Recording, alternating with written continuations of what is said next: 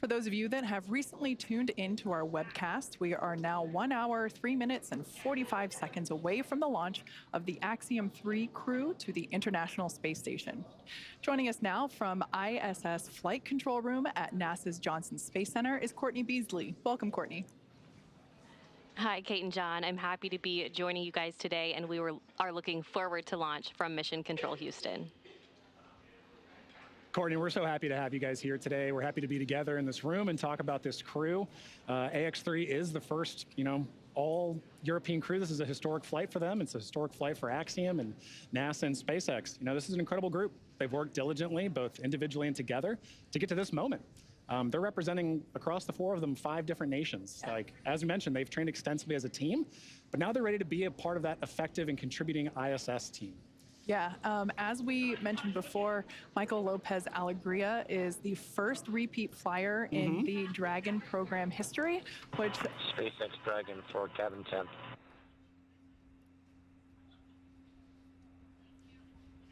Dragon SpaceX, I think that was for cabin fan. Go ahead. Actually, Jake, it was for cabin temp, and we're feeling just a little bit on the cool side here, wondering what the options are for warming it up. Copy. Understood. We'll take a look at it. Thank you. All right, some quick back and forth there with the crew and SpaceX Core, basically just asking to if there's any options to warm up the cabin. They're a little cool.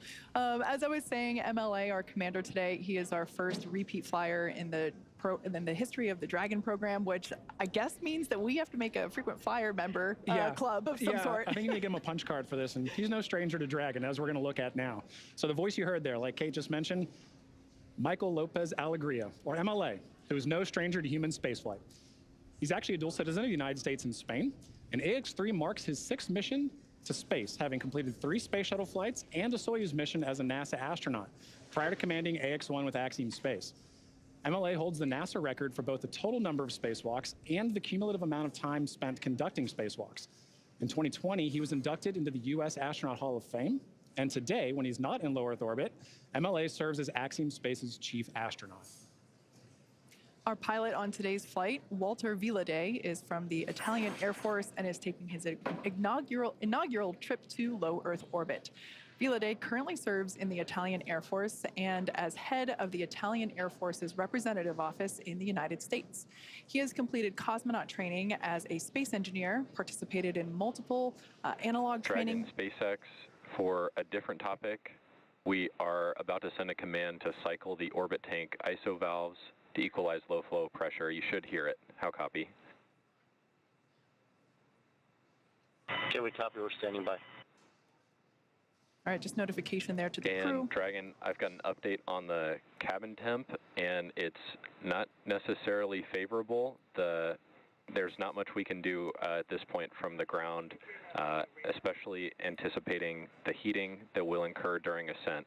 I'd like to assess if this is something you think you can ride out for another hour here.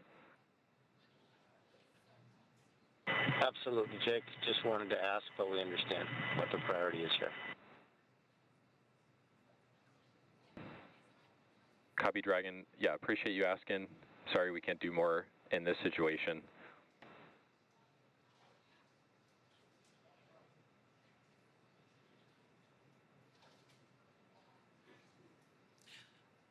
Back to Walter. He has completed cosmonaut training as a space engineer, participated in multiple analog training missions, and flown a variety of aircraft and missions as an active flight engineer in the Italian Air Force. This mission is significant for Italy in that it commemorates the 100th year since the founding of the Italian Air Force. Now, our third crew member for today's mission is Mission Specialist Alper Gezeravcı. Through this mission, Alper becomes the first Turkish astronaut to go to space. With 15 years of experience across a myriad of aircraft for the Turkish Air Force, Gezeravcı got his start in the Air Force Academy in Istanbul, Turkey, and earned a master's degree from the U.S. Air Force Institute of Technology. He then flew as a commercial airline captain for several years before returning to duty in the Turkish Air Force. This mission also marks the 100th anniversary of the founding of the Republic of Turkey. And finally, we have Mission Specialist Marcus Wandt. a lieutenant colonel in the Swedish Air Force who flew 9 years as a fighter pilot and graduated from the U.S. Navy Test Pilot School at the top of his class. In November of 2022, Marcus was selected by the European Space Agency as an astronaut reserve. However, with this mission, AX-3, he becomes the first project astronaut in ESA's history, a new designation within their ranks. In just a few short hours, he'll be only the second ESA astronaut of Swedish nationality to ever go to the International Space Station, a milestone marked in a year of jubilee as the 500th anniversary of the founding of the country of Sweden. So, that is the AX-3 crew. We are now under an hour until liftoff. We're at T-minus 58 minutes and 10 seconds, and they're going to be heading to the International Space Station.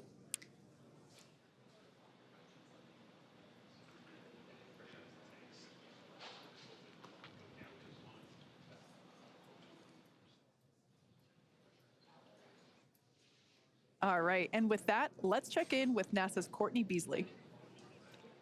Thanks, Kate. I'm here in the International Space Station Flight Control Room at NASA's Johnson Space Center, where teams staff this room around the clock to monitor the crew and systems aboard the orbiting laboratory. And today, they're ensuring that the station is ready to receive Dragon and the AX-3 crew. Since NASA opened up the space station for commercial activity in 2019, the agency has continued to work with private industry to prepare for the future of low Earth orbit.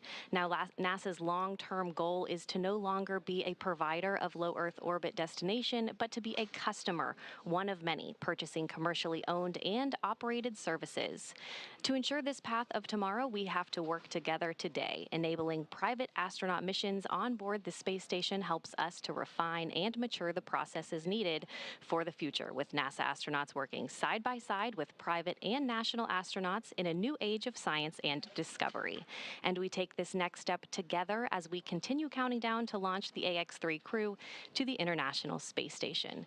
Now, it's an incredibly busy time in low Earth orbit and beyond, and NASA wants to scout the moon before returning astronauts. So next month, it will send several science experiments aboard Intuitive Machines' Nova-C lander, which will launch on a Falcon 9 rocket. NASA is working with several American companies to deliver science and technology instruments to the moon through CLPS, the agency's Commercial Lunar Payload Services initiative. One of the companies is Intuitive Machines, which developed and built the Nova-C lander. Nova-C has 6 NASA experiments studying things like how sunlight charges the lunar atmosphere and how dust and gas particles will be affected by the spacecraft's landing on the moon's south pole. Its arrival on the moon would be the first robotic landing for the U.S. since the end of the Apollo program in 1972. CLPS will help NASA understand the moon's environment and available resources ahead of crewed Artemis missions. The program will land the first woman and the first person of color on the lunar surface, and then eventually send astronauts to Mars. That's your Artemis Moon Minute. Nova-C is expected to touch down on the moon next month, and you can watch live coverage of the historic landing on NASA TV and NASA Plus. Now let's check back in with John and Kate in Hawthorne. Thank you so much, Courtney. You know, it's such an exciting future we have to look forward to, and it doesn't really feel that far off. You know, every day behind us, all over the country, back in Houston, there's work happening to bring about this vision. Yeah, that's right. Even as we speak, SpaceX teams are preparing for our upcoming launch of the Intuitive Machines Nova-C lunar lander, known as the IM-1 mission. This will be the first SpaceX-provided launch of NASA's Commercial Lunar Payload Services initiative, a key part of NASA's Artemis lunar exploration efforts. And down at Starbase, Texas, we're continuing to build, test, and fly Starship, the world's most powerful launch vehicle ever developed. It's a fully reusable transportation system that will transform how we access space because it's designed to carry a massive amount of cargo and large numbers of people to Earth orbit, the moon, Mars, and beyond. We completed 2 flight tests last year, one of them you see here on your screen now, and 2024 is lining up to see even more Starships take flight. We're still in the testing phase, but things like flying rapidly, full system reuse, and on-orbit refilling will be key to building and staffing a viable moon base. And right now, we're gearing up for Test Flight 3, currently targeted for sometime in February.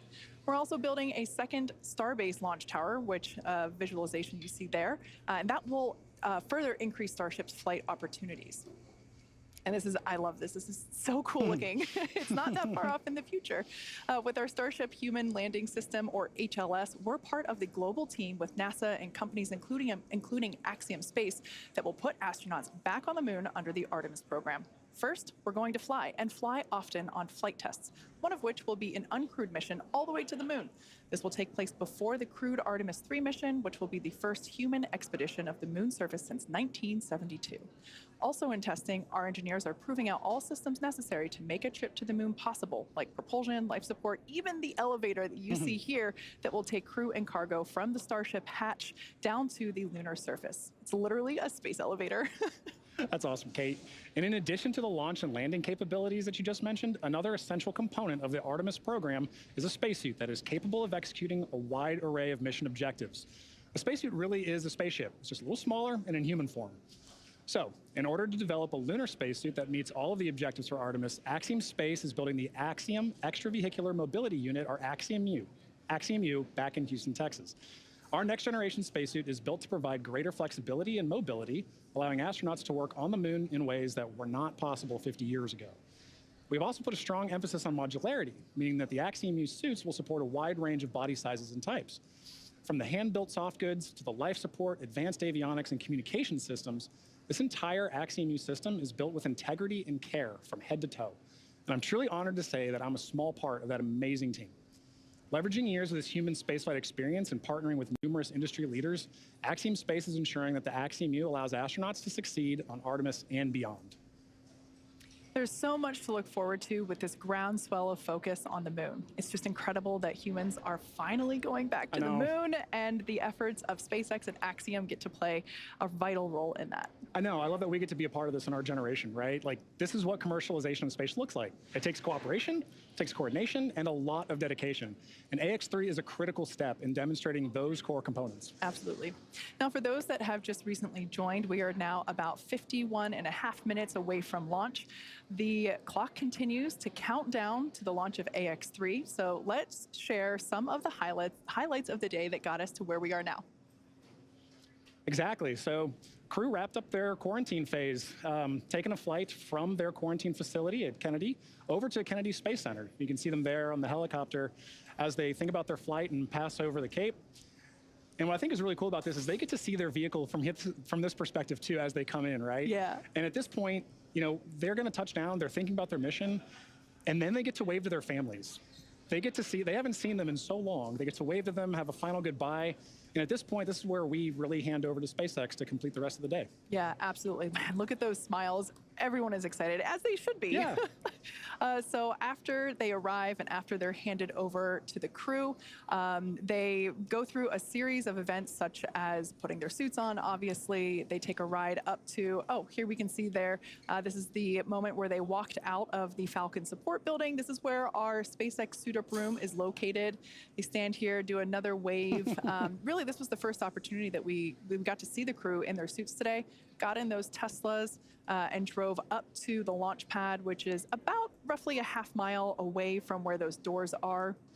I'm always curious what music they're listening to during this ride.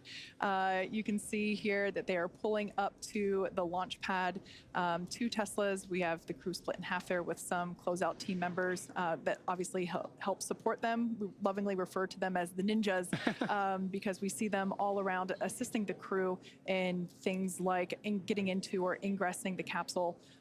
So here, this is one of my favorite moments of launch day when they get to see their rocket up close. And man, just thinking about the fire that's going to come out at the bottom there in just under an hour. Yeah, and at this point you can see our commander and our pilot walking down, as well as Marcus and Alper to their Dragon capsule before they get in. Yeah, so at this point in time, that side hatch is closed. We had the post-ingress crew briefing, and we heard great news. We heard that the weather is looking good. I think the exact words were, weather is great, and that everything is healthy. So both Falcon 9 and Dragon vehicles are ready to go to space, just like the crew. Excellent recap, Kate. All right, well, it's important to remember that this crew has not walked this path to flight alone. Earlier today, they waved to their friends and family before suiting up, as we just saw, but that wasn't the first round of cheers that their families had for them. To the whole crew of Axiom Mission number 3. This is the Saab flight test team that would like to wish you a safe and fantastic journey up to the International Space Station. Hello from Turkey. Have a safe space flight. Good luck. Ciao papà, buon viaggio. Siamo con te, amore. Siamo tanto orgogliosi di te, papà. Ti vogliamo bene. Ciao. Greetings, Commander Mike and AX3 crew from your ASTM family here in Philadelphia, Pennsylvania. Your dedication to exploration and discovery inspires us all. Sevgili Alper, iyi yolculuklar.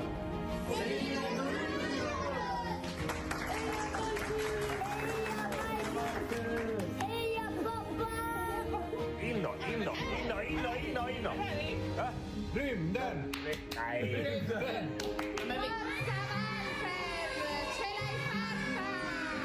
Enjoy every second of it. Make us dream. We're all coming with you. Yolun açık olsun Alper'im. Ed Astra. Que acuérdate de saludarnos desde allá arriba, desde alguna de las ventanitas. Y nada, que estaremos esperándote con los brazos abiertos para cuando vuelvas. Un besito. Congratulations, Alper. We're excited for your opportunity to go into space. Have a good and prosperous time there and get back to Earth safely. Grande bacio. Un abbraccio dalla mia famiglia. Ciao! Buon viaggio. Vai, zio. Ti vogliamo bene.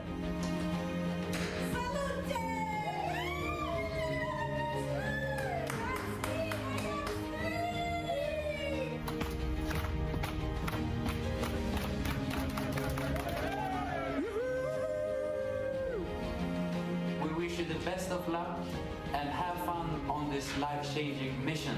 Hey, AX3 crew. Listen, you guys are about to have a lot of fun. Be sure you get in the cupola a lot. Call home. Actually, call all your friends. And just be sure you tie your sleeping bag down well. I ended up somewhere else one day. It was a hoot. Anyway, have fun. Ad Astra. Enjoy. See you when you get back.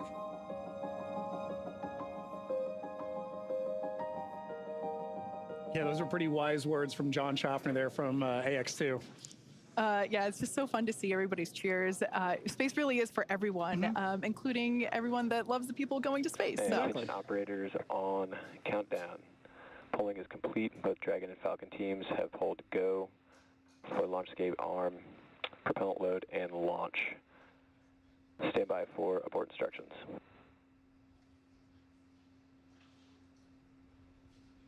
T-minus 45 minutes.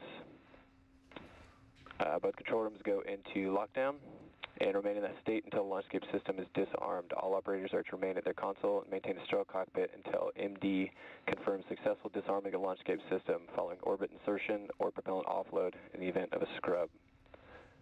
For non-urgent no-go conditions, brief the CE or LD and they will approve aborting the countdown.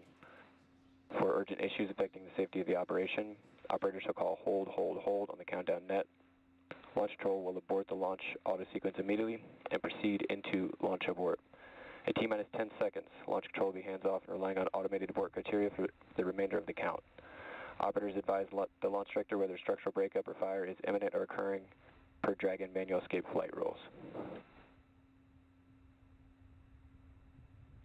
Launch control at this time. You may proceed with arming the crew arm for movement. Launch control copies, proceeding with arming crew arm for movement.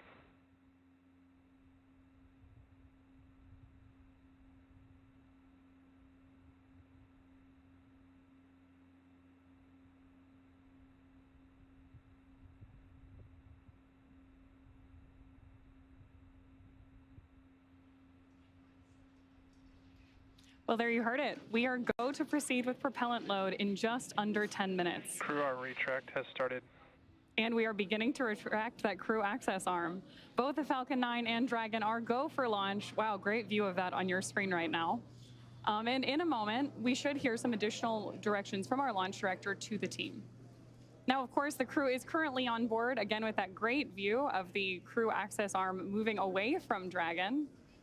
They're at historic launch pad 39A. So now the range continues to be go for launch, and we're monitoring the clearance area around the launch pad, as well as air and sea space around the flight corridor. Even though we have been keeping an eye on some possible storm cells near the launch site, the conditions are predicted to be acceptable for launch. Downrange landing zones, if needed for an escape, are also go. Now, the full retraction of that crew access arm is expected to take about 2 minutes and will be followed almost immediately with the arming of the launch escape system. Crew arm retraction is complete. There is confirmation that that's complete. And with that, I'll hand it back to you, Kate. Thanks, Ronnie. As we heard, the crew access arm is now moved out of the way. It is in its launch configuration. This is one of the last physical changes to the pad that we will see prior to the liftoff of the AX-3 crew. The next milestone that we have coming up will be arming of the launch escape system. SpaceX, with that, you are go for Section 6, close visors, and arm launch escape system. SpaceX Dragon in work. All right, so right now the crew is activating the launch escape system. They're using the tablets there, the touchscreen in front of them. This system is the first of its kind escape system. It provides the escape capability all the way to orbit. It is our SpaceX Dragon visors closed, arming launch escape system. SpaceX copies. We take every measure possible to ensure the crew has options at all times, including an escape in the worst of scenarios. It is our most solemn duty to make sure the crew gets home to their families. And we're here now seeing like we said, the crew is activating the launch escape system. If engaged, it would utilize the Super Draco engines, which are basically extra powerful versions of the Draco engines that Draco uses while on orbit. So generally speaking, we don't want to activate the Super Dracos, but they're there in case if necessary. So launch escape system arming is now underway. But let's talk a little bit about the control rooms that we are operating. Launch escape system is verified armed.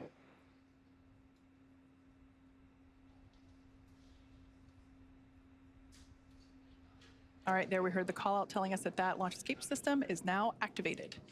So here, this is our mission control center, and here just behind us, actually, at SpaceX headquarters in Hawthorne, California.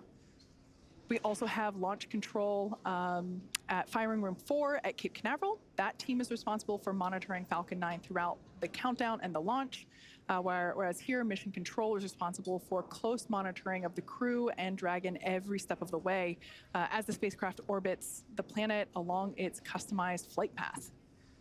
On console, or on headset, as we say, are a number of key positions who are monitoring the health of the vehicle and the crew.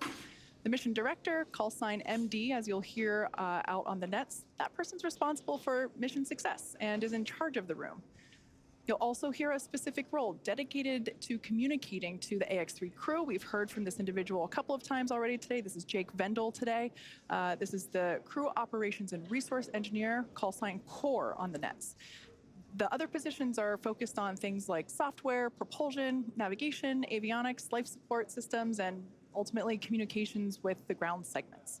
SpaceX team members will also rotate on and off to ensure that we have 24/7 coverage of crew and Dragon for the entire duration of the mission, all the way through splashdown. So fun fact, we also have a crew supporting the NASA Crew 7 team in an adjacent control room just next door to this one. So yeah, we have 24/7 coverage for all Dragons up at the space station. That's awesome, Kate. And on that note, for Axiom Space, teams in Houston, as you can see there, coordinate mission support at Axiom Mission Control Center, or MCCA, as you can see on your screen. MCCA is an officially certified control center, joining the large network of other control centers, like you just mentioned, Kate, that support ISS from all over the world. From this secure facility, teams have live access to voice, video, data, all of that streaming from the ISS, and can work alongside their NASA counterparts to run on-orbit preparations and monitor every aspect of the mission in real time, 24/7, for the duration of the mission. This room is led by what we call an AXL, or Axiom Operations Lead. And around the room are also additional supporting flight controller positions that are each responsible for different aspects of mission support. That includes things like research, communications, medical, integration and stowage, and timeline operations. This is a significant step in our journey to expand access to low Earth orbit, as it is only the 12th ground segment partner for the ISS program. And through this facility, we are providing our customers and the global community a front row seat to the work being done on station. Yeah, as you can tell by the names like core and axle, these are really important roles, and everything else kind of flows around them as the center point in those leading those operations, whether it's on the Axiom side or the SpaceX side. So as we await our T0 in just under 39 minutes from now, the ground operations teams are doing a series of system checks to make sure both the Dragon and Falcon are ready for launch. Let's take a look at what the ascent portion of today's mission will look like.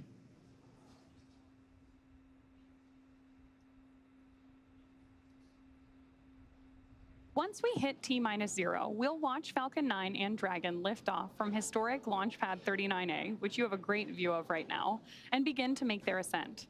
At about 43 seconds into flight, Falcon 9's engines will throttle down to help us pass through the period of maximum dynamic pressure on the rocket, or what we typically refer to as max Q. It's worth noting that once we hit max Q, the vehicle will be going supersonic, or faster than the speed of sound. Once we are through the period of maximum dynamic pressure, we can throttle up our Merlin engines again. From there, at about 2.5 minutes into flight, we have a series of 3 events that happen in rapid succession. First is MECO, or main engine cutoff. This is where all 9 Merlin engines shut off in preparation for stage separation. Stage separation is where the first stage detaches from the second stage, with the first stage making its way back to Earth for landing as the second stage continues on its journey with the third event. That's second engine start 1, or SES1, where the Merlin vacuum engine on board stage 2. Expect cloud venting from the vehicle in 30 seconds. Where the engine on stage 2 lights up and propels the second stage, along with our AX-3 crew and Dragon, into orbit. As stage 2 heads towards its targeted drop-off orbit, stage 1 will execute 3 burns in order to make its way back to Earth. The first is the boost back burn, where 3 of the Merlin 1D engines will reignite and shut down. This heads the first stage back to Cape Canaveral. The second burn, or the entry burn, helps slow the stage down in preparation. Falcon 9 tanks are venting for the start of propellant load. Second burn, or entry burn, helps to slow the stage down in preparation for that entry back into the Earth's atmosphere. And about 90 seconds after Dragon gets into orbit, Falcon 9 will land back on Earth. The landing burn will bring the vehicle speed down rapidly in order to land back on land near the launch site about 8 minutes into the mission. And while that first stage is heading back to Earth, the second stage will cut off its Merlin engine that was ignited right after stage separation. Once this happens, we'll wait for confirmation of a good orbital insertion.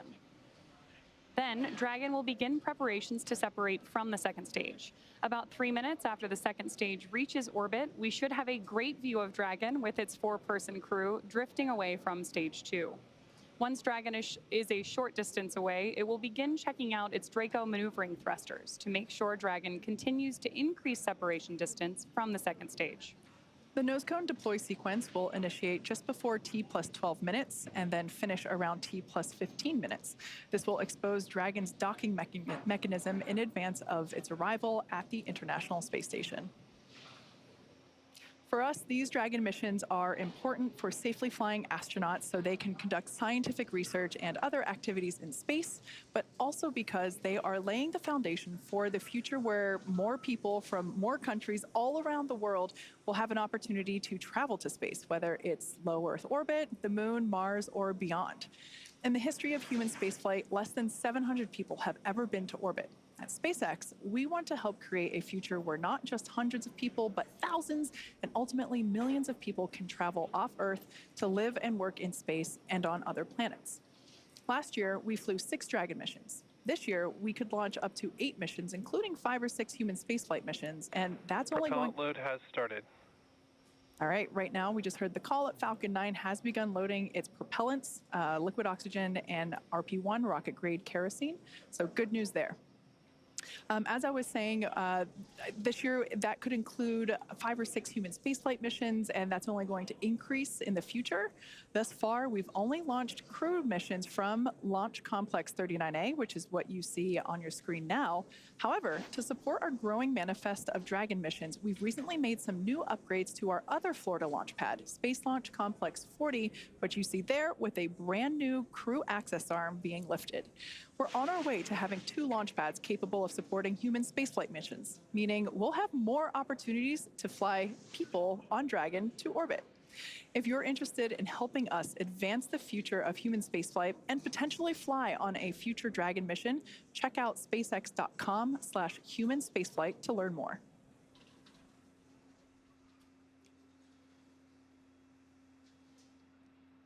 All right, so let's talk a little bit about the training that the crew has gone through in order to be ready for this mission. Altogether, the Axiom 3 mission crew spent about 35 days training inside Dragon, and crew members individually received additional training specific to their role, learning SpaceX protocols, ISS systems, and preparing for the science and outreach activities that they'll be conducting while in space. Private astronaut training is rigorous. To prepare the AX-3 crew for their mission, our teams here at SpaceX have spent the last several months teaching the crew about orbital mechanics, how to live in microgravity, and running simulations of full missions from inside our Dragon training capsules. The training program includes nearly 100 different lessons covering all aspects of flight. And if you're thinking it's kind of hard to tell what's the true training and what's the real capsule, that's true, because they're pretty much identical, and that's the point. The team also spent time at the launch pad, in the suit-up room, and working through emergency procedures that would be necessary in the unlikely event of a pad abort scenario. So let's take a further look at this crew in action. Exactly. The crew spent extensive amounts of training time in historic Building 9 at the Johnson Space Center, learning from certified instructors on all critical systems necessary to ensure a successful stay aboard the orbiting laboratory. The team even prepared for unlikely emergencies, like you mentioned, Kate, and learned how to provide first aid in a microgravity environment. Additionally, they learned how to prepare food and make selections for their meals, as well as learning other mission control positions and how mission control operates to better ensure that mission success during their flight. They also had a chance to familiarize themselves with the gear that will enable them to document their trip, their research, and help them connect with those back on Earth during their outreach events. ESA and JAXA also played a critical role in cruise training. Each module on orbit has its own nuances, so gaining insight into the specialties of their racks and modules is necessary, especially for this mission. Extensive training on station navigation, on-orbit familiarization, emergency response, and repetition of walking through processes and procedures all help the crew maximize every second that they have during their flight. Simulating science research, operations, and even discussing how to sleep in space are all necessary lessons on the path to mission readiness. Now, the National Outdoor Leadership School, or NOLS, provides a very unique Earth-based experience for many astronauts before they fly. This is really a bonding experience for the crew. It can't be overstated how much teamwork factors into every aspect of their flight together, and this training in particular aims to thoroughly establish that. They also focus on survival skills, resilience, leadership, equally as important as followership, and overall teamwork to ensure they really are more than just passengers on the same rocket. The camping and outdoor adventure provides a solid foundation for the team to build on throughout their training. NOLS was definitely a highlight of this crew's preparation and training, and you can hear it in their voices and see it on their faces when they talk about their bond with each other. Now, you can't truly experience flying into space until you fly into space. But some really unique tools have been developed to provide the closest experience possible. An altitude chamber can challenge the body with oxygen deprivation in a controlled and safe manner, while human-sized cryo-helium load has started. While human-sized centrifuges send the crew members for a spin to simulate the G-forces that they'll experience on launch and re-entry. It can be a bit nauseating, but it does help the crew know exactly what to expect on launch day. Now, at the end of it all, a mission patch is celebrated, and it is hung in a tradition since the earliest days of spaceflight. So fittingly, as AX-3 heads to the International Space Station, the crew had the chance to be present for the patch hanging ceremony of their mission patch in Building 9 on that module in Johnson Space Center. Spaceflight is a serious business, but moments of levity and celebration like this help everyone pause and reflect on the incredible accomplishments being achieved every day. No matter how many patches join a canvas like this one, each one is incredibly special because of the people who make it possible. The crew and those here on Earth supporting each mission. So now for more on each crew member's portfolio, we're going to send you out to the Kennedy Space Center with Sonia Gavankar-McKay, the Axiom Space Director of Digital Strategy, who is joined by Axiom's Chief Scientist, Dr. Lucy Lowe. Building on the success from AX1 and 2, now 3 has over 30 experiments, and some of them returning customers. Lucy, good to have you back. This is one of my favorite parts of the pre-launch broadcast because we get to talk about all the science that's happening. There's so much happening. It's over 350 hours of research, which is great. But do we think like this is going to help us here on Earth? Does it really? Absolutely. So everything the crew is doing, it has huge benefits, not only for spaceflight and advancing exploration goals for humanity, but a lot of the research they're doing is really based on benefiting humans down here on Earth, whether it's healthcare, medicine, different kinds of technology applications. Everything they're doing has really tangible benefits to science and technology back down here on Earth. If you had to summarize each of the country's portfolios, how would you do that? Italy, give me some words. They are doing some fantastic technical applications for the Italian Air Force, and they are doing some really advanced biomedical research as well with some of their companies that they're working with. Excellent. Turkey, it's all about bringing all of Turkey together.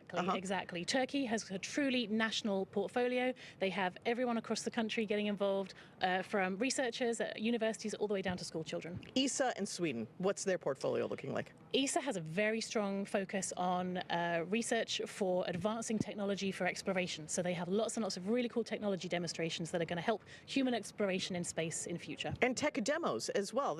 Do you as chief scientist, is that tech demos a different thing, or is it then research, or all part of the same wonderful pot? They're very much part of the same pot. So all the technology demonstrations that take place are built on a lot of research, and they often feed into future research that will take place to keep crew safe or to benefit human health here on Earth. Okay, so let's dig in a little bit deeper, starting with Italy. They have the ISOC services for the ISS. Tell me a little bit more. Yes, so this is a project from the Italian Air Force, which is the Italian Space Operations Center, where they've developed some software that's actually going to be analyzing debris in space. Which is a huge problem. It's a huge problem. We need to know where stuff is going and stuff is flying so that we can make sure that the space station is out of the way of those kinds of impacts. So that software is also going to be doing some space weather forecasting to help keep crew safe in future. Space weather forecasting? Yes. Looking at different kinds of space weather from solar flares, for example, that can actually release damaging radiation that can not only damage human cells, but can also damage the electronics in a spacecraft. So you want to avoid that when you can. Makes sense. Beta amyloids aggregation updated. Yes. This is about Alzheimer's research. Exactly. So beta amyloid is a protein that aggregates together. It forms clumps, it forms amyloid plaques that are found in the brains of humans with Alzheimer's. If we can understand how those aggregates form better, which we can use microgravity to really investigate that, then we can gain insights into Alzheimer's disease and how this terrible neurodegenerative disease can form, or potentially how we could even treat it. And you talked about that weather forecasting, which is part of radiation. That's a big part. So briefly tell me about the Italian portfolio with radiation research. Exactly. So they have got some light ion detector hardware that they have built that is going to be analyzing the real-time radiation risk from this kind of space weather. And we also have some companies that have got some advanced materials that they've developed that is designed to shield from some of this radiation in future. Okay, let's talk about the country of Turkey's research portfolio, the Turkish Space Agency, otherwise known as TUA. They have 70 types of diseases that they're going to be researching with AI technology? Yes, so they have a really cool project called Vocal Cord, which has developed, it's an easy-to-use telemedicine application where the crew actually cough or speak or make vocal noises into an iPad for recordings, and the AI software is then actually able to analyze that and can be used to detect or diagnose infectious diseases, potentially even cardiovascular diseases in future. Wow. Very cool. Partnerships are a big deal with Axiom Space. All of these countries are partners with us, and Turkey is working with JAXA on one of their research projects. Tell me about that one. Exactly. So they're working on a very cool project using the JAXA's electromagnetic levitating facility, where they are melting and then re-solidifying some metal alloys in a way that the metal alloy floats in space. Wow. So which helps us understand more about the molecular structure of these alloys and helps us understand more about materials research, that we can then take that knowledge and apply that to industry back down here on Earth. And ESA in Sweden, looking way into the future. Their research is focused on humans in long-term space situations. Tell me about their research projects. Exactly. So one of their projects is called Orbital Architecture, which is a really fun one. They're investigating what the effect of the very busy and crowded environment of the International Space Station is, not only on crew cognitive function, but also on the crew's stress responses and also their neural responses. So yes, as you can see, that the ISS is very, very busy up We there. were talking about that. It seems very crowded. It's very crowded. So this investigation is going to be understanding in different parts of the space station. For example, if you look out the window, if your stress response goes down, do you then perform better in space? And how can we then apply those technologies not only for future spaceflight, but also for engineering and building design back down here on Earth? There's also a great one on Simon. Now, my question is, Simon, is it more like HAL or TARS? So it's a bit more like TARS because I'm a big fan of The Martian. But yeah, so Simon is the crew interactive mobile companion. Here he is flying through space. So this is an AI-guided tool that is free flying on station that can help crew with tasks while they're up there. So it's actually going to be helping Marcus do a physical sciences investigation for ESA while he's up on station. Awesome. Thank you so much, Lucy. And I look forward to hearing about the post-experience and post-mission research findings. Thank you so much. Always fascinating. Back to you all at Hawthorne. John, how's it going out there? It's going great, Sonia. Thank you very much for that. You know, hearing all that different research really kind of cements how important and unique each mission is, right? Each mission has its own suite of research. It has its own crew that makes up that mission. And mission patches really are a way of showing that symbolism and showing how unique that is, right? So they end up everywhere. There's one in that Dragon capsule. There's a few in that Dragon capsule now, I think, right? Oh, yeah. But they end up in white rooms. They end up on orbit. They end up on laptops and notebooks. It's a very big deal for crew to be central in helping design this patch because it's such a lasting mark of their dedication and hard work. And the AX3 crew has put their mark on spaceflight history with the AX3 mission patch. All 4 astronauts are highlighted by their names, a star, and unique graphics for each nation that they represent. With the commander, Michael López-Alegría, holding dual citizenship, 5 national flags mark the top edge. The destination, the International Space Station, is the anchoring element in the middle. And interesting to note, the ISS resembles pilot's wings. So it should be no surprise, given that all 4 members are indeed pilots. Along the bottom of the patch, we see the mission's motto, the phrase plus ultra, in Latin meaning further beyond. So together, all of this builds on the mission's theme of exploration and its slogan, exploring further without borders. Yeah, like you said, they do end up everywhere. My personal favorite place is there inside the capsule. There's 2 patches in there, one from the Crew 4 mission and one, of course, from the AX2 mission, which also took this capsule to space. So I think it's safe to say that we're going to be flying so much that we are going to potentially run out of space for patches. Put them on the back of the seats, maybe. Yeah. Now, the SpaceX teams have teams all across, or SpaceX has teams all across the country supporting our missions in key roles, and they're in key locations, such as our mission director, our core or crew operations and resource engineer, which you see there on your screen now. And these people are very important.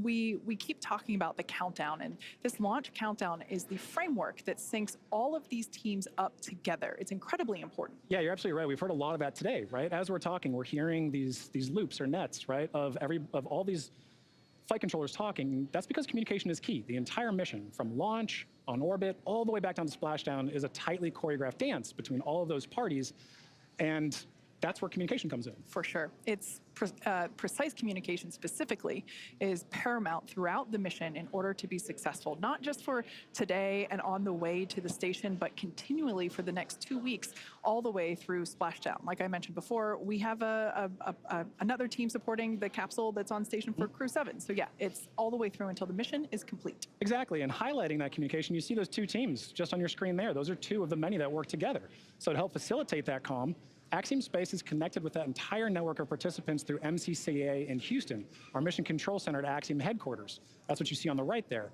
And from SpaceX, NASA, and other international space agencies and researchers, we can talk together. So there are teams monitoring and participating in this mission around the world, including mission controllers in Japan and across Europe.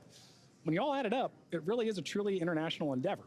Yeah. Now, speaking of international, let's check back in with International Space Station Mission Control Center at NASA's Johnson Space Center. Courtney, how are things looking over there? Hey, Kate. The space station team here in Houston is focused on the critical systems on the station, all continuing to function as expected ahead of launch. The teams have verified the command path from the ground up through our constellation of communication satellites to the station, and everything is looking good, and the station will be ready to receive Dragon Saturday morning. Now, once the AX3 crew arrives at the station, there will officially be 7 nations aboard the station. They will be greeted by the Expedition 70 crew, NASA astronauts Andy Mogensen, Jasmine McBelly, and Laurel O'Hara, Roscosmos cosmonauts Konstantin Borisov, Oleg Kononenko, and Nikolai Chub, and JAXA astronaut Satoshi Furukawa.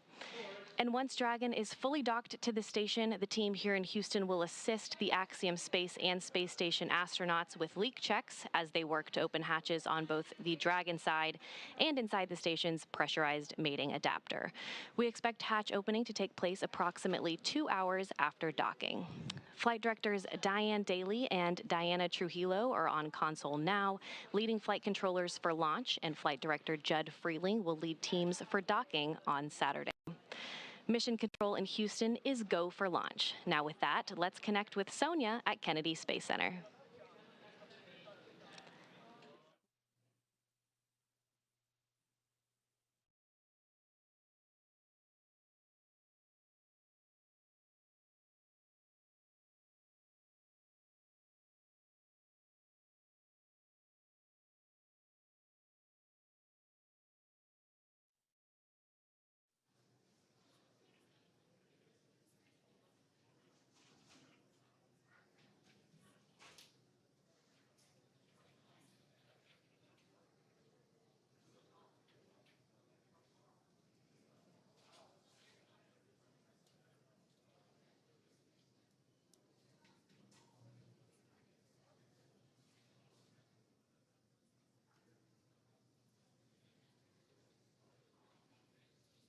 All right, for those of you that have recently tuned in, we are now within 20 minutes until the launch of AX-3 to the International Space Station. Officially, T-minus 18 minutes on the dot.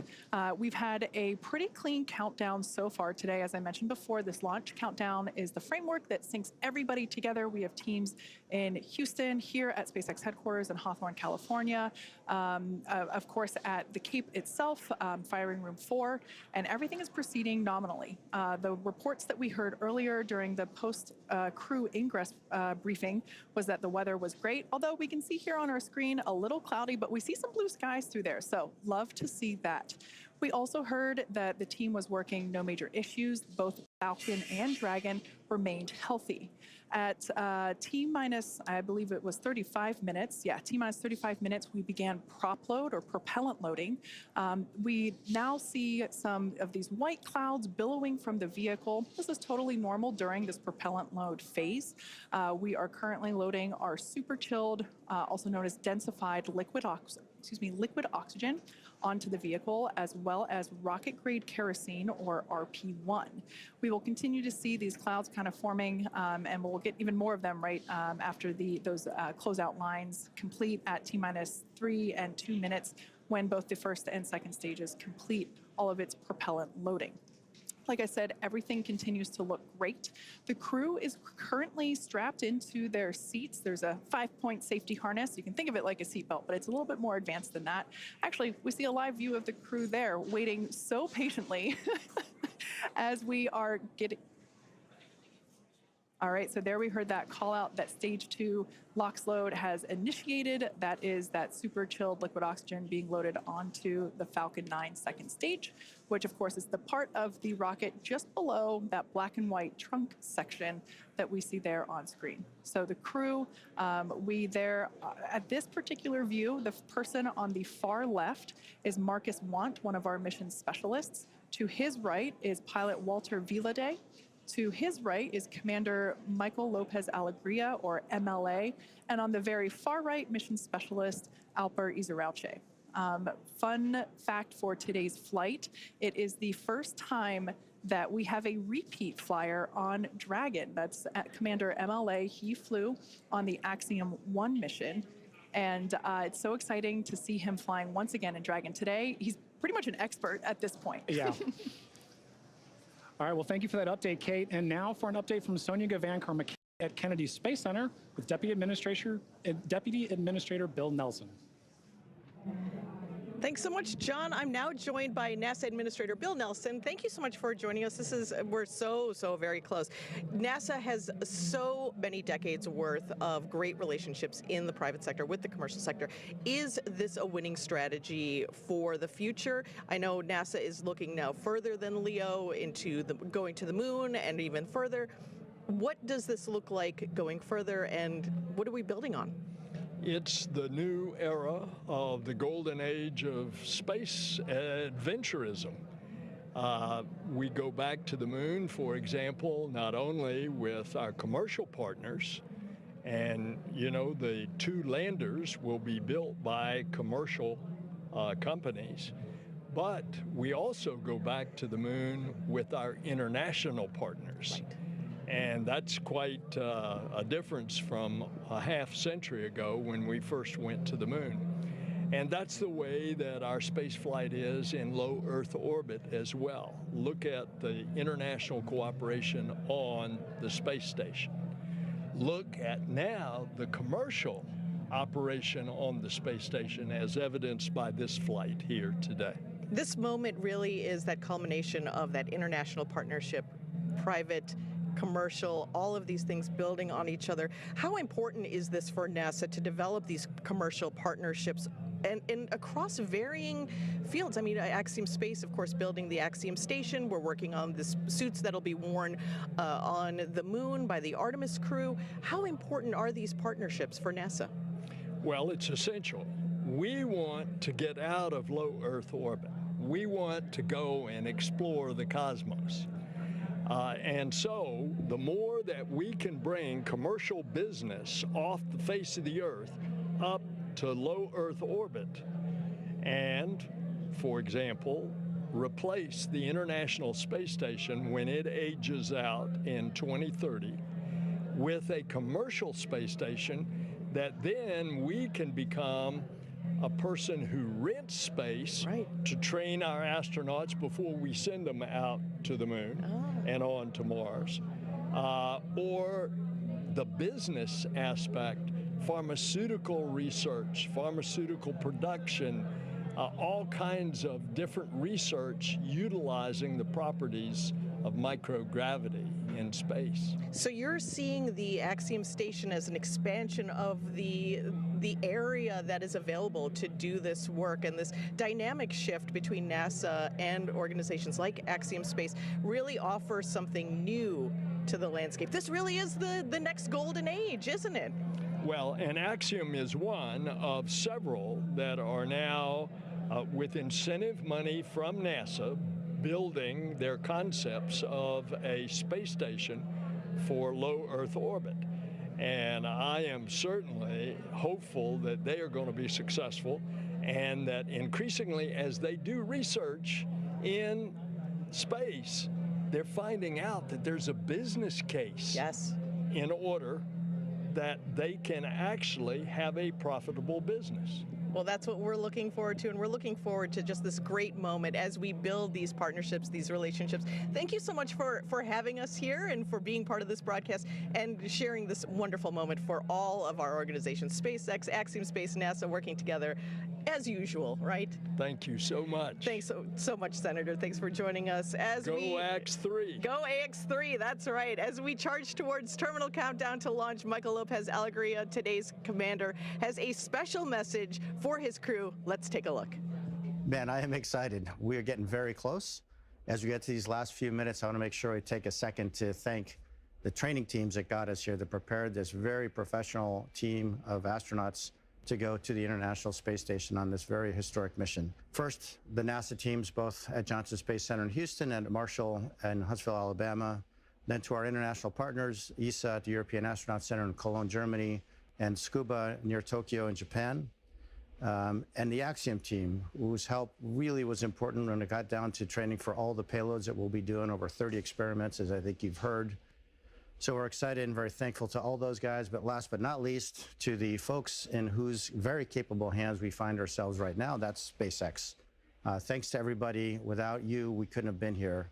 Now let's go do it.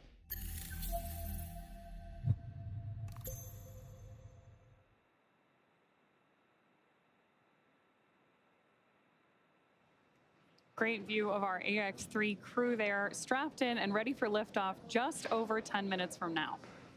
Dragon SpaceX, confirmed crew displays are configured for launch.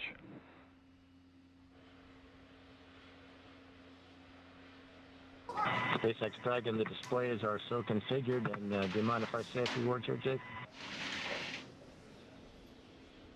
MLA, I do not mind at all. You've got the floor. So first I want to thank our partners who had the vision and the conviction to help Axiom open access to humans to low Earth orbit, and they are the Italian Air Force and its various ministries of its government, the Space Technologies Research Institutes of Turkey, TÜBİTAK, and the Turkish Space Agency and its ministry, as well as the Swedish National Space Agency in tandem with ESA. And I also want to thank the team. If you're listening to this through an earpiece sitting in Hangar X and Launch Control or in Hawthorne and Mission Control, you're on the team. And the same is true of people who'll be sitting at those consoles and consoles just like them, and Mission Control in Houston and the Payload Operations and Integration Center in Huntsville. Same is true for all the trainers that helped us get where we are today with the crew ready to launch. And of course, the engineers, technicians, managers, and executives who, over decades, designed, assembled, and are now operating the most complex vehicle in the world that we have the privilege to go visit. Same is true for the visionaries who conceived and developed this amazing rocket that we're sitting on and the beautiful and capable capsule that we're sitting in. And if you're in the Rescue Ops Center, you guys are on the team. And of course, so are our friends and families who have given us their love and support from the very first step of this journey. And last but not least, the team at Axiom Space, the people who have poured their blood, sweat, and tears into this. To the four of us that are lucky enough to man the good ship Freedom at this point, are humbled to be on the team. We're grateful to our teammates, and we are go for launch. Plus ultra. Copy all, Mike. As we just ticked through T-minus 8 minutes, I'll let you know you've got a whole bunch of people rooting for you here and indeed all over the world. Godspeed, Axiom 3.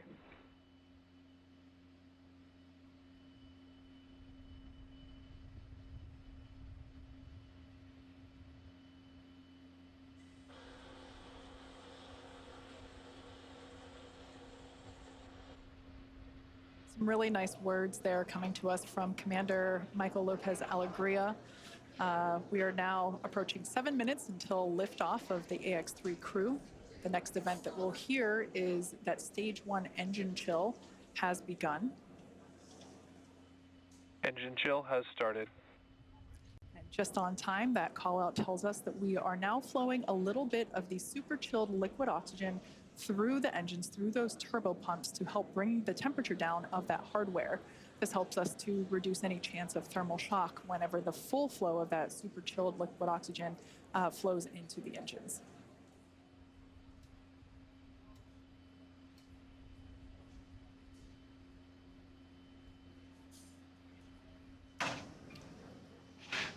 LOX load continues for Falcon 9. We're fully... Stage 1 RP1 load is complete. So good call-outs there that we have completed loading RP1, which is a highly refined type of kerosene on board Stage 1 of Falcon 9. You've got that great view on your screen. As we mentioned earlier, Falcon 9 is an RP1 and liquid oxygen fueled vehicle, so LOX fueling continues on the vehicle on both the first and second stage.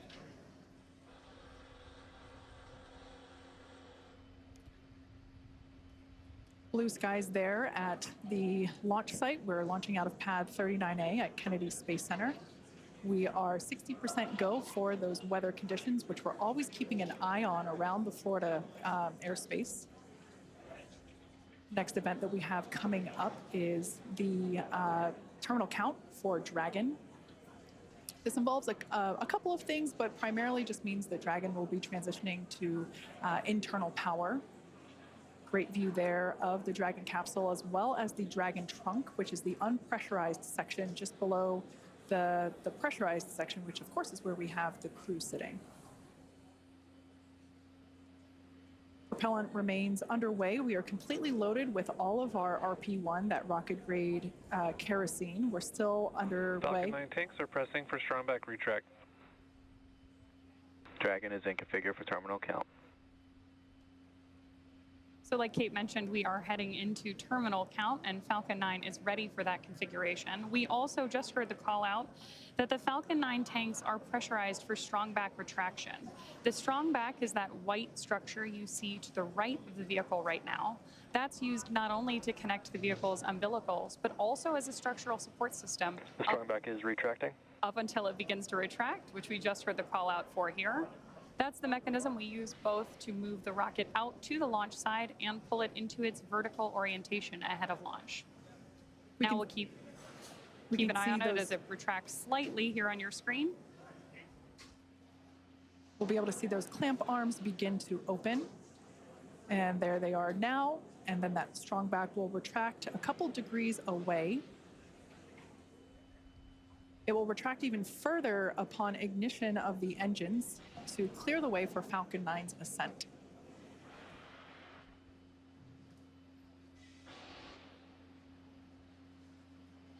As I mentioned before, RP-1 is completely loaded onto the vehicle. We're still loading liquid oxygen onto the first and second stage.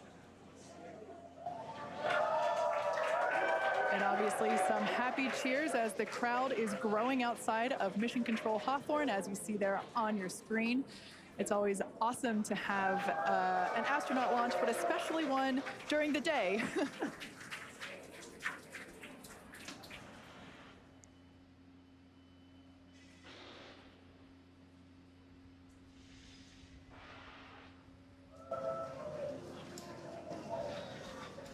Stage 1 LOX load is complete. With that confirmation, we know that stage 1 is fully loaded. Team is thrilled to hear that news behind me.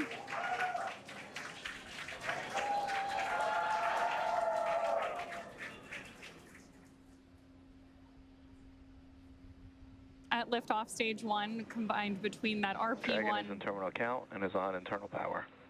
There is confirmation that Dragon is on internal power and headed into the final minutes of our countdown.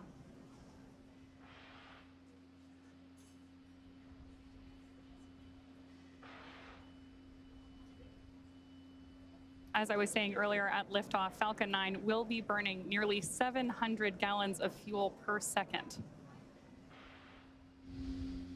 Great views there, too, of our crew inside Dragon, awaiting liftoff just over 2 minutes from now.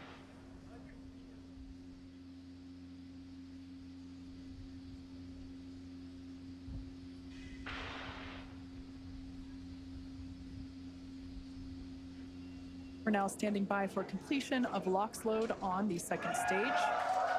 Just topping off. And there's that call out. And more cheers from our crowd here at Hawthorne, California. Dragon is in auto idle. Confirmation there that Dragon is in auto idle. Wow, great view of 39A on your screen right there as we head toward launch. Gas close and started. Expect loud venting. Call out to our crew there that loud venting is expected.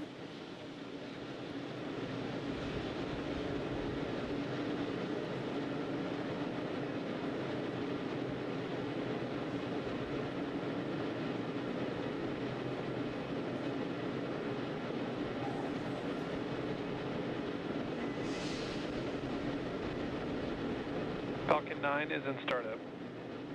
There's that Dragon is in countdown.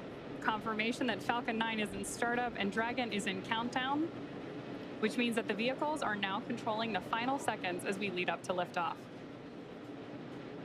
Dragon, SpaceX, go for launch. And there's confirmation from our flight director. Go for launch. We are go for launch. T-minus 30 seconds.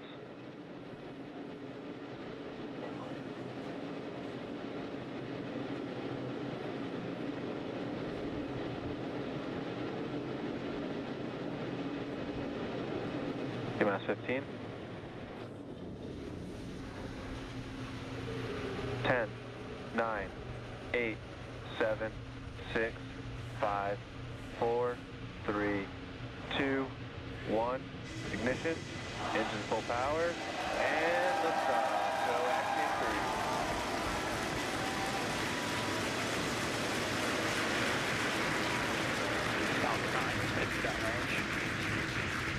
further beyond, opening the door for more to follow. Godspeed, AX3. Stage 1 propulsion is nominal.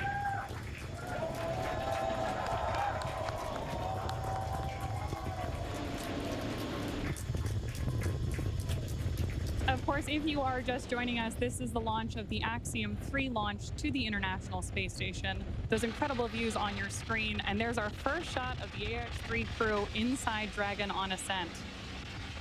Now, in just a few seconds here, we should hear the call out that Falcon 9... power and telemetry. Stage 1 throttle down. There's that call out that Falcon 9's engines are throttling down to help us pass through the period of maximum dynamic pressure during ascent. Max Q.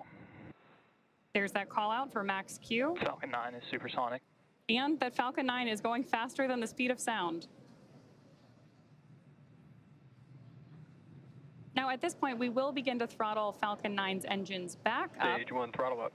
There's that call out for mission control as well, as our AX3 crew continues on their way to space.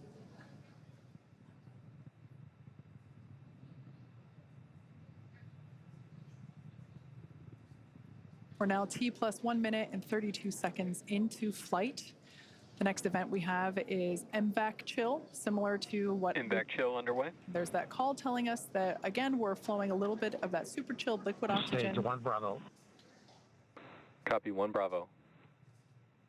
That call there was one of the abort mode callouts that the crew is calling out as they are making their ascent on Falcon 9. Now, we're less than 30 seconds or a few seconds away from 4 events that will happen in rapid succession. Main engine cutoff, or MECO, as it's there on the bottom of your screen, stage separation, ignition of the first stage engine, and the first stage's boost back burn.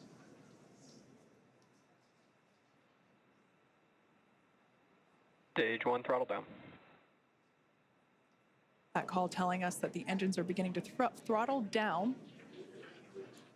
MECO. Stage separation confirmed. SpaceX Dragon 2 Alpha.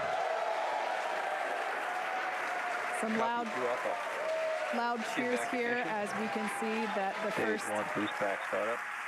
first and second stages have separated. A beautiful view there. The brighter light is the second stage under power of the MVAC engine. That first stage booster is now heading back toward the Florida coast. One thing I love about daylight launches is we're going to get some amazing views. We should be able to see the Space Coast come back into view as the first stage gets closer and closer to landing zone 1.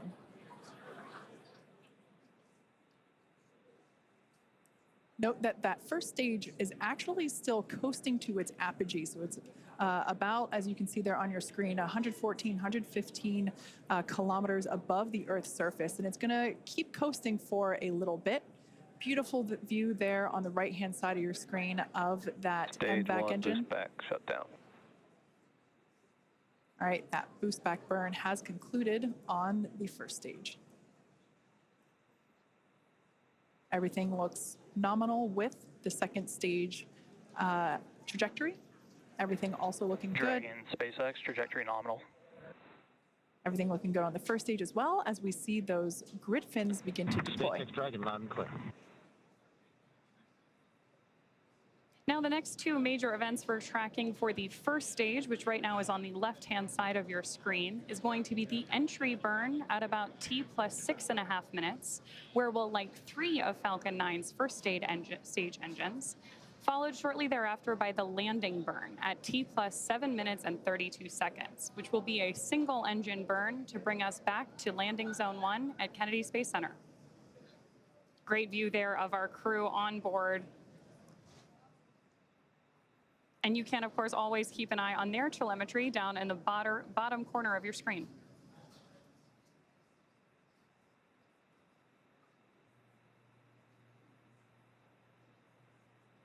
At this point, we should be just about 1.5 minutes away from that entry burn start. SpaceX trajectory nominal.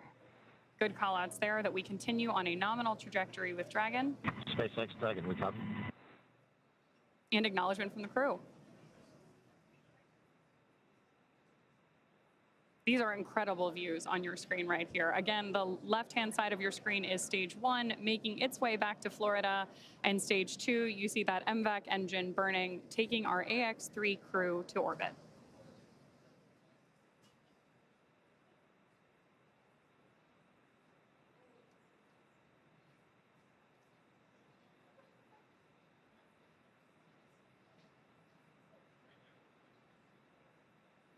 That entry burn we're waiting on here is going to be a relatively quick burn, and what we're doing with our first stage is effectively scrubbing off some of that velocity as we come in for landing.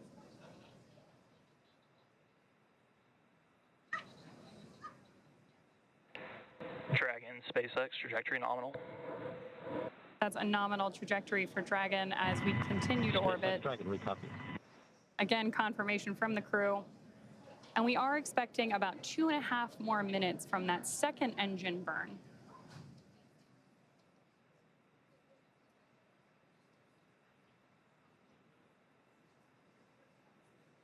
Stage 1 entry burn startup.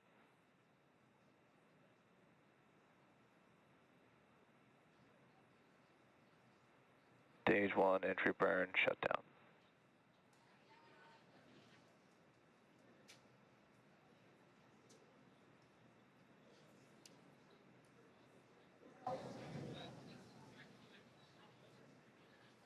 As we heard the call out, that entry burn has concluded.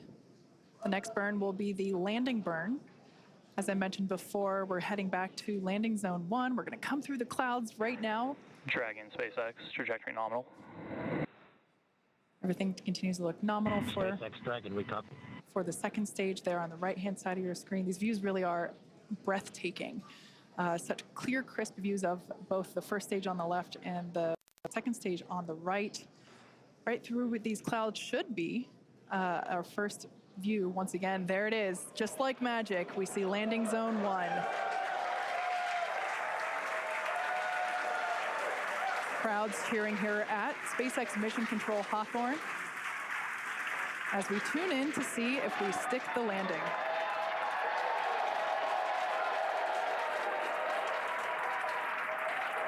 And if you couldn't tell by the loud cheers, we did Stage stick. 2 FTS has saved.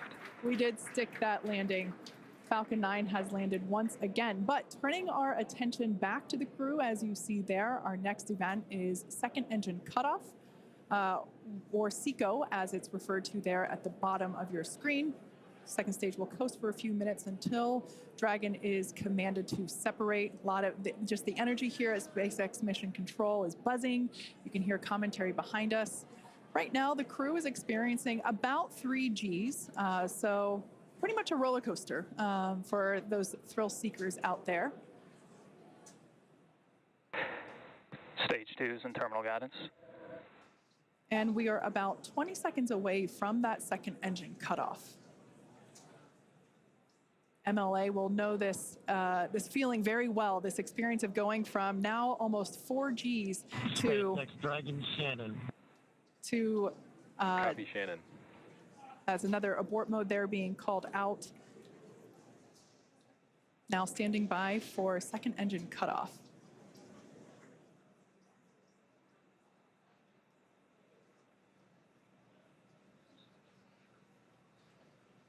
INVEC shutdown.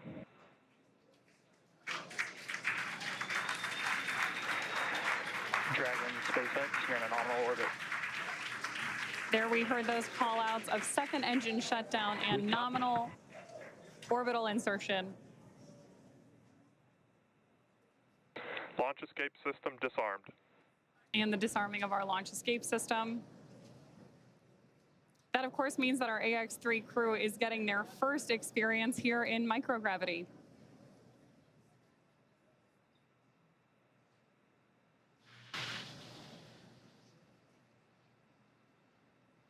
Right now, Dragon is performing a series of onboard checks to ensure that we're ready to begin actuating those Draco maneuvering thrusters on board the vehicle.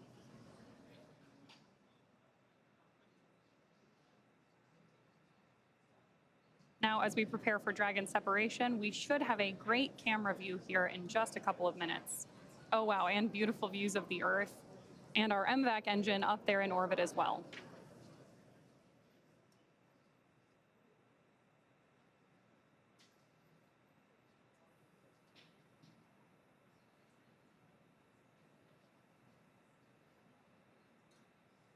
Views there as we await that separation.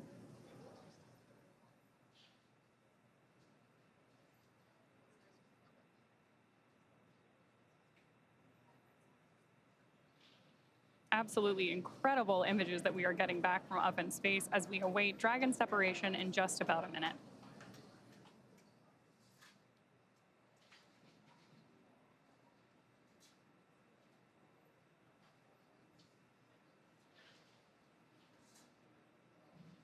More views there of our AX-3 crew on board Dragon.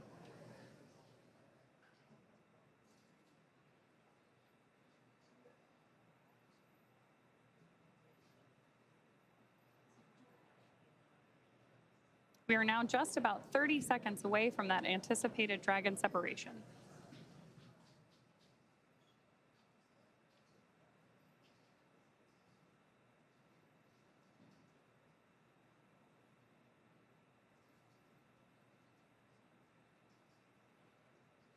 Starting to see the crew there play a little bit with the fact that they are operating in microgravity.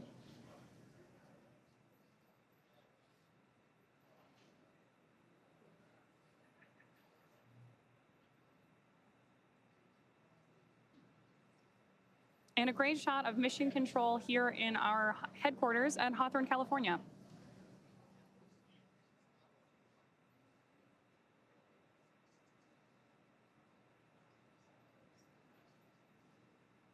This camera view here is taking a look at Dragon. What we're waiting for is nose cone deployment, among other things, which, as Kate mentioned earlier, there we go.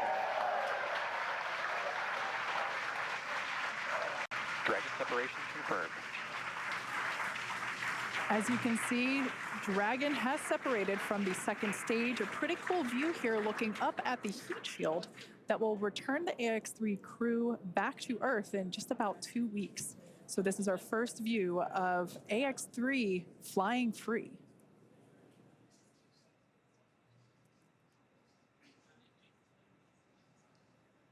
The next physical change that we will see will be the deployment of the nose cone.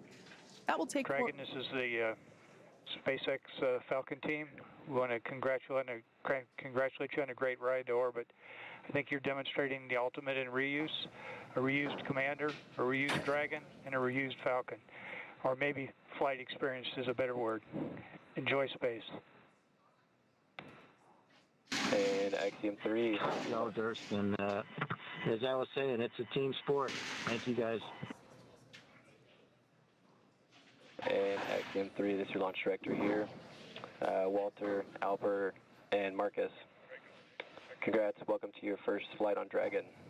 Mike, on the other hand, welcome to the Dragon Frequent Flyer Club.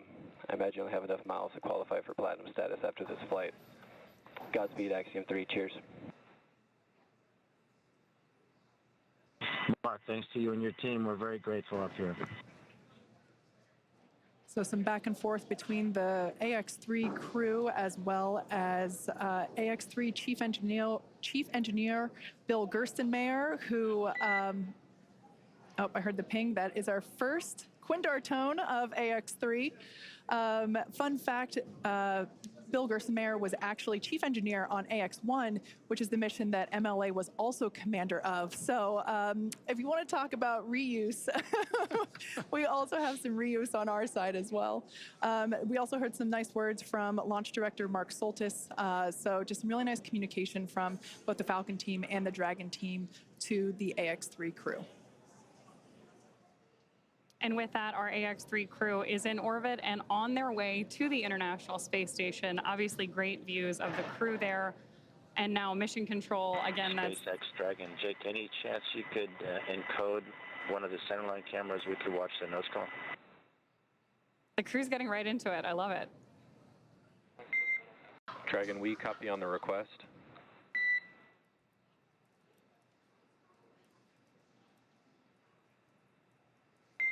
And Dragon, we expect that will automatically happen in the state machine here imminently.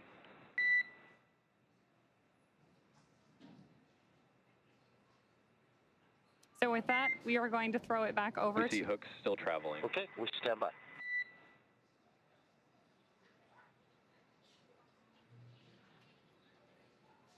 Great views there of our crew, again, on their way to the International Space Station. And already getting right down to the business of operating Dragon.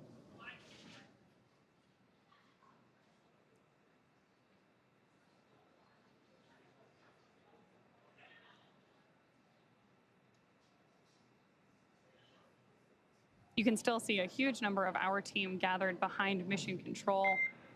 Dragon SpaceX, we see nominal dehumidifier activation and service section Draco checkouts. And confirmation that we're getting nominal checkouts of those Draco thrusters on board Dragon. Copy, check. And for your awareness, we have visors open. Crew are well, feeling well. Copy, great news.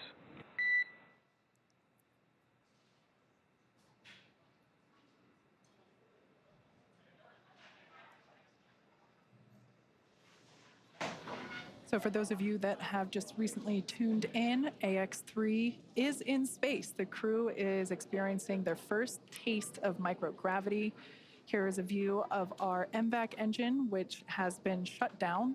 The crew has actually separated away from the second stage, which is where that MVAC engine is located.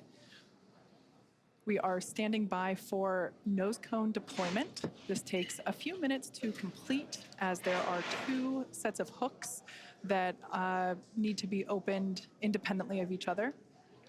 By deploying the nose cone, we are able to expose the docking mechanism, which is, of course, what the crew will utilize, or excuse me, what Dragon will utilize to autonomously dock with the International Space Station.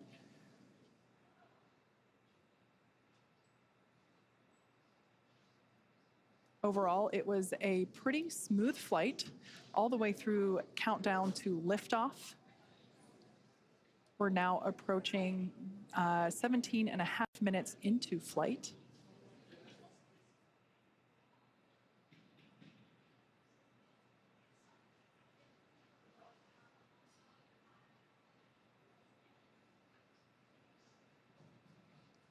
Once again, the next milestone will be to deploy the nose cone. This is basically the last physical change that Dragon will undergo in order to begin its journey. Well, not really begin, it's already on the way, but in order to be ready for its approach to the International Space Station.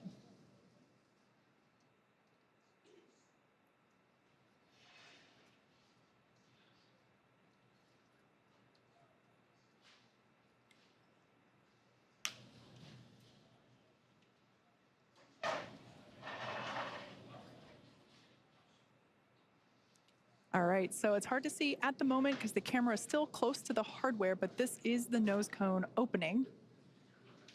Slow and steady wins the race. Of course, when you're in space, every action has an opposite and equal reaction. So for very good reasons, we don't just fling the thing open. It's very slow and steady. Again, this allows us to expose the docking mechanism, the hardware that will be utilized to dock with the International Space Station. That hatch, which is the forward hatch, will then be opened, and that's how the crew will get in and out of Dragon while it is up at the space station for the next 2 weeks. So that side hatch, which is where we saw the crew, or technically they were already in by the time that we started our broadcast, but the crew did ingress Dragon today, just a couple hours ago, through that side hatch. That remains closed. That won't open again until they are safely back on Earth on our recovery ship. So this nose cone that we see here slowly being opened is basically opening the first part of a multi-system door for them to get in and out of the International Space Station. I mentioned before that docking is autonomous. That means that Dragon does the steering itself. Our pilot, Walter Villadei, has the training and the capability to take control if necessary, but nominally speaking, Dragon flies on autopilot. It does the thinking and the calculation itself, which at the end of the day is ultimately much safer than human steering, as there's more that humans are prone to error because we are human. So that's a live view there of SpaceX Mission Control Center here at SpaceX headquarters in Hawthorne, California. It is in the middle of our workday, so of course, many folks have returned to their positions, their desks, their job, and they are continuing to do what we do best, and that's build spacecraft and rockets and send people to space, just like we have done today. So with that, let's check in over with Courtney, who is standing by at the ISS Mission Control Center in Houston. Courtney, how are things looking over there? It's over to you. Hey, Kate, everything is great. What a beautiful launch today.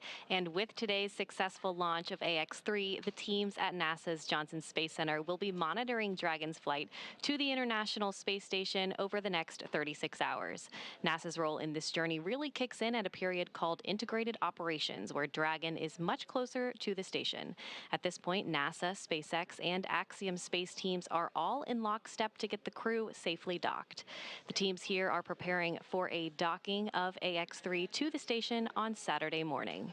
For now, that will be it from us in Mission Control Houston, and we'll be back with you Saturday for docking. And for now, we'll send it back to you, Kate and John. Thanks, Courtney. And we did hear that we had nominal opening of the nose cone, so that is great news. Yeah. Now, over the next 30 hours, 30 plus hours really, Dragon will execute a series of burns to gradually raise and line up the AX-3 crew for docking with the International Space Station and what we refer to as the activation and rendezvous phase of the mission.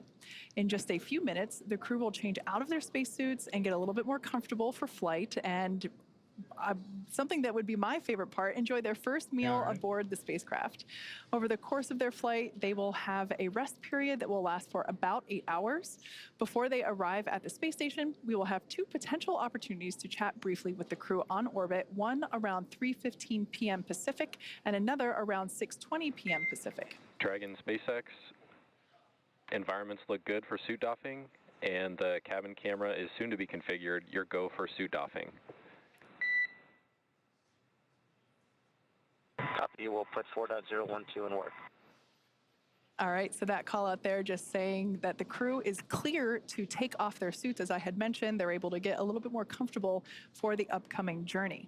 Now, we were talking about some on-orbit opportunities to chat with the crew. While we are hopeful that one of those opportunities will work out, neither opportunity is guaranteed, as they are unfortunately dependent on both crew schedule and ground station coverage. However, if we are able to support, we'll make an announcement on our social media channels no later than 15 minutes before the event start time. In the meantime, be sure to keep tabs on the mission at axiomspace.com, and you can also track... And Dragon cameras are external.